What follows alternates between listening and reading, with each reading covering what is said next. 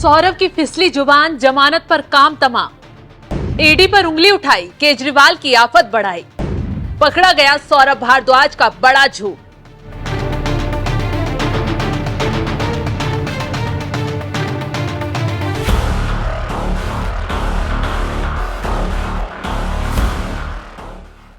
नमस्कार, आप देख रहे हैं एनएमएफ न्यूज में आपके साथ शबनम। सुप्रीम कोर्ट में ईडी ने केजरीवाल का सारा खेल बिगाड़ दिया है। न सिर्फ अंतरिम जमानत पर तलवार लटका दी है, बल्कि शराब घोटाले में तगड़े सबूत पेश कर संजय सिंह को भी फंसा दिया है। लेकिन इस बीच सौरभ भारद्वाज ने सुप्रीम कोर्ट की सुनवाई पर ऐसा दावा कर दिया जिसने न सिर्फ आम आदमी पार्टी बल्कि केजरीवाल की धड़कनें भी बढ़ा दी है। सौरभ भारद्वाज के दावे ने केजरीवाल की अंतरिम जमानत को खतरे में डाल दिया है। दरअसल सौरभ भारद्वाज ने सुनवाई पर सवाल उठाते हुए कहा, शीर्ष वकील सुप्रीम कोर्ट को गुमराह कर रहे हैं। इन वकीलों ने सुप्रीम कोर्ट को बताया कि सीएम किसी भी फाइल पर साइन नहीं करते, जबकि कोई पोर्टफोलियो मंत्रालय न लेने के बाद भी वे कई फाइलों पर रोज साइन करते हैं। वे कैबिनेट की बैठक करते हैं। सभी फाइल जो उपराज्यपाल के पास जाती हैं, वे सीएम के माध्यम से जाती हैं और सीएम को उन पर साइन करना होता है। कई और भी फाइल होती हैं जो सीएम के पास हस्ताक्षर के लिए जाती हैं।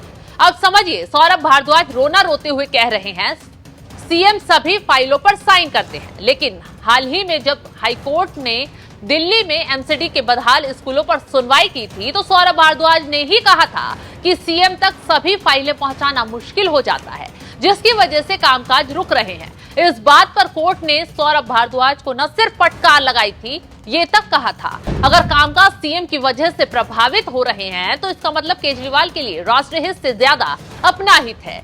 क्यों वो इस्तीफा नहीं दे देते? और अब वहीं सौरभ भारद्वाज कह रहे हैं कि सीएम तो जेल में फाइलें साइन करते हैं। अगर सीएम जेल से फाइलें साइन कर रहे थे तो क्यों दिल्ली के स्कूलों का कामकाज रुका? क्यों सौरभ भारद्वाज ही कोर्ट में रोना रो रहे थे? खैर, अब आम आदमी पार्टी के नेता कितना भी झूठ बोलते हैं, ये समझना मुश्किल ही नहीं नामुमकिन हो जाता है। दरअसल सुप्रीम कोर्ट में सुनवाई चल रही थी तो ईडी की तरफ से केजरीवाल की जमानत का भरपूर तरीके से विरोध किया गया। जमानत के विरोध में ईडी ने क्या दलील दी? आपको राजनेताओं के लिए अलग कैटेगरी नहीं बनानी चाहिए। देश में इस वक्त 5000 केस हैं जिसमें कई सांसद भी शामिल हैं। क्या इन सभी को जमानत पर रिहा कर दिया जाना चाहिए? अगर कोई किसान जिसका खेतीबाड़ी का सीजन चल रहा है, क्या वो किसी सांसद से कम महत्वपूर्ण है? जमानत पर रिहाई दी तो ये संदेश जाएगा कि केजरीवाल ने कुछ नहीं किया था, लेकिन उन्हें चुनाव से पहले गिरफ्तार कर लिया गया। अगर उन्होंने सहयोग किया होता और 9 समन नजरअंदाज न किए होते तो शायद गिरफ्तारी ना होती। खैर, ईडी के विरोध पर कोर्ट ने साफ कह दिया कि हम जमानत नहीं दे रहे हैं, बल्कि पॉइंट पर विचार कर रहे हैं। इसके साथ ही कोर्ट ने यह भी कहा कि अगर अंतरिम जमानत के तौर पर केजरीवाल को राहत देते हैं तो आप मुख्यमंत्री के रूप में काम नहीं करेंगे। सवाल तो यही है कि केजरीवाल बार बार दावा कर रहे हैं कि वो जेल में भी मुख्यमंत्री के तौर पर काम कर रहे हैं, जैसा ही अब सौरभ भारद्वाज भी दावा कर रहे हैं।